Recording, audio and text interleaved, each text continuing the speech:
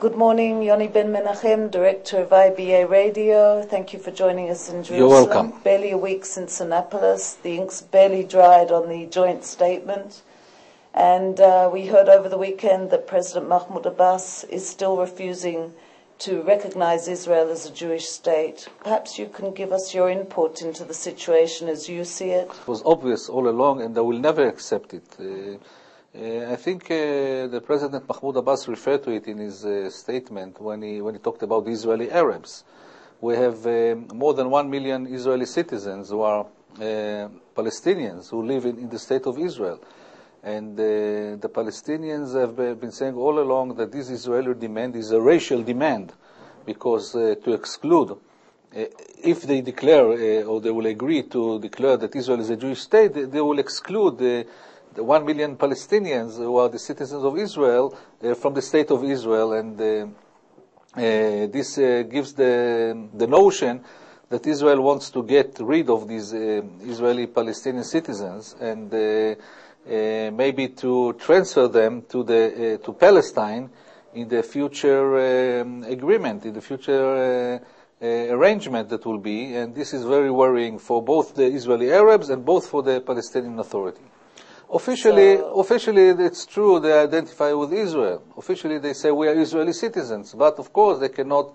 When they relate to their own people, they say we are from Palestinian origin. So they live in a conflict, and now this Israeli demand is putting them in a more of a conflict, because they are very afraid. Because in the negotiations there were many ideas to exchange territories between Israel and Palestine. What can you see a way out, or a way the sides could maybe reach an agreement, or do you think this is going to cause a problem? About this issue?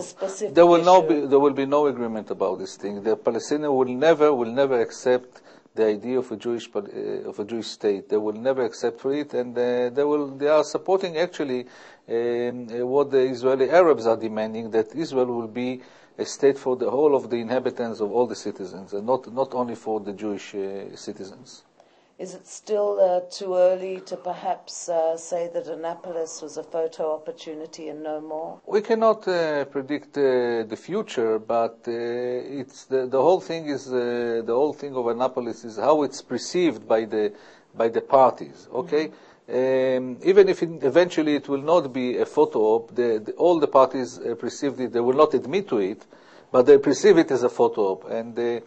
It's enough to open the Palestinian cartoons today in the Arab newspapers or what we call the cartoons, and to see that you see a dove with cameras on it. Mm-hmm. So this gives you the general feeling that this is what they think, this is how they perceive it, and even if it eventually will come out to something more serious, more than a photo op, they still relate to it. And I think most of the Israelis, if you look at the general public opinion polls, and also the Palestinian public opinion poll, they perceive it as a photo op and nothing more than that.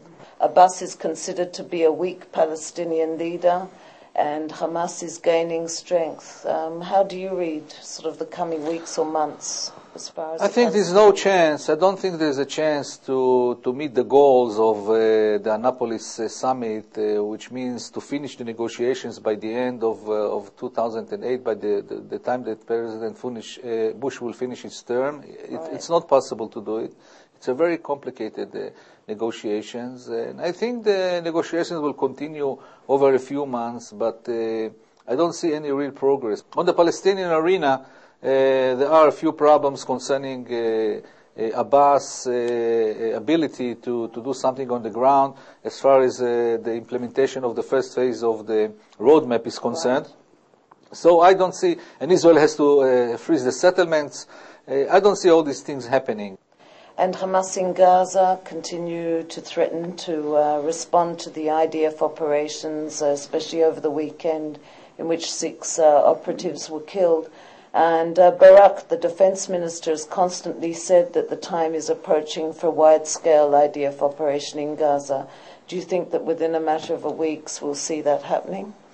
It might happen. We might be also dragged, vacuum into it more quickly, because if, God forbid, Qassam rockets will fall on a school or kindergarten in Sderot, and God forbid children will be killed or people will be killed, then what do you think Israeli government is going to do? They will have to react immediately in order to keep the deterrence.